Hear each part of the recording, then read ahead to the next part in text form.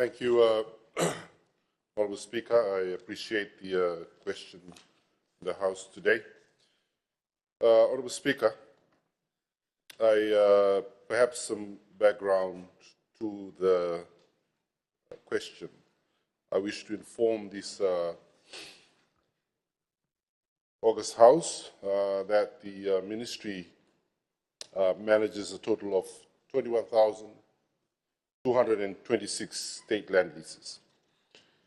Out of the 21,226, there are 7,066 leases in the Central Eastern Division. In the West, there are 11,872 leases, and the North comprise of 2,288 leases. The Western, Mr. Speaker, sir, comprise 56% of the entire state lease stock in the country. And they are leases for residential, agricultural, and there is a growing number of commercial leases. In general, Honourable Speaker, the lease payments for the past 5 years have continued to improve, but with much more that could be done. In 2020, 2021, just over 14,650,000 was collected. 2021, 2022, 14,140,000. 22 to 23, it went up to 16,727,000 and above. Last year, 23 to 24, 16,410,000. And thus far, in 2024, 2025 June, we have managed to collect 12,220,000 and a bit more. Like everyone else, Honourable Speaker, who were affected by the global pandemic, our lessees were also financially affected, but nevertheless, it was observed that from 2021 to 2023, there had been a huge improvement with a collection of 2.5 million more in lease payments.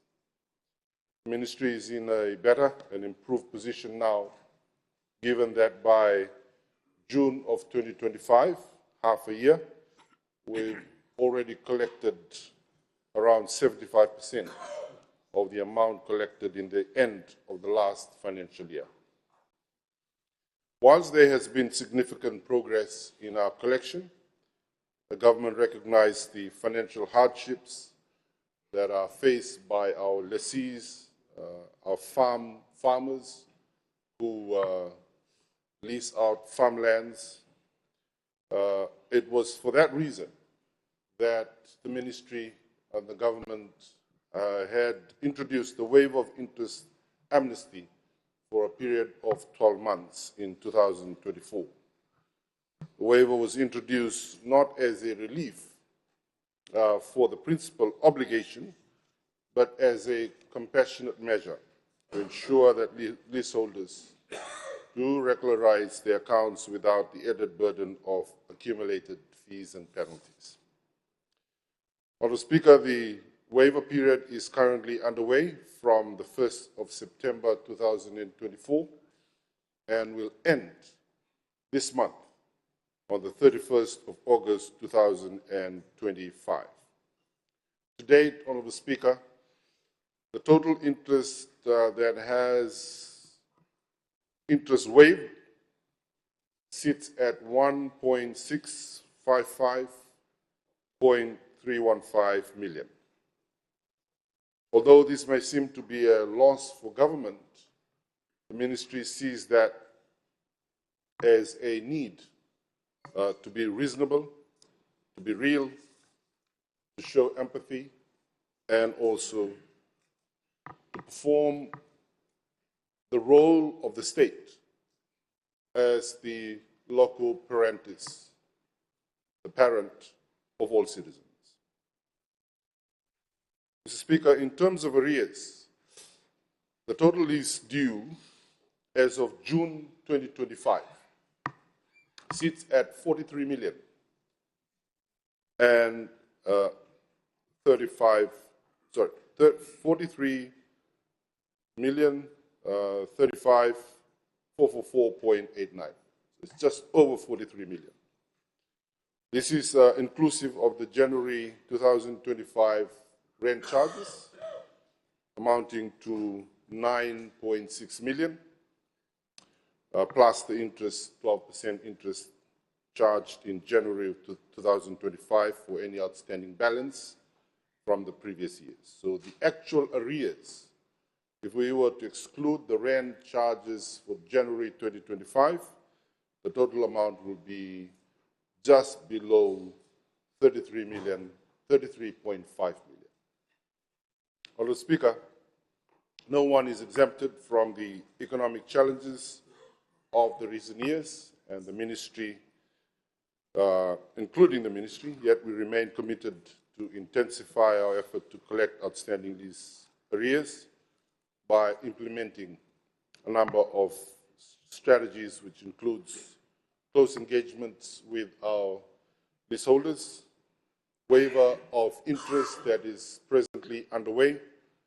We've done site visits to our lessees to understand their challenges and to see how we can work together to make them meet their side of the contract. We're carrying out awareness in the divisions, and in extreme cases, we would issue rental notices, encouraging installment payments through undertakings. We've done media releases and reminder on waiver on our dailies. We've also launched the MyLease Info app, where the lessees can now access their details online and on their own and have their own accounts. This would assist them in notifying customers when their payment is due. We've introduced an online payment platform also, Honourable Speaker, that would allow lessees to execute payments conveniently rather than the burden of having to visit one of our offices to do that. Honourable Speaker, through these targeted actions, government anticipates to balance accountability with empathy. As the Ministry tries to reduce the arrears by removing the burden of interest for those generally affected and improving our systems and processes, we also expect the lessees to be fair and honour their responsibilities and their obligations under the lease. Having said that, I wish to encourage all lessees of all state land leases to make full use of the amnesty period before it ends and pay their leases before the 31st of August 2025. Thank you very much, Mr. Speaker.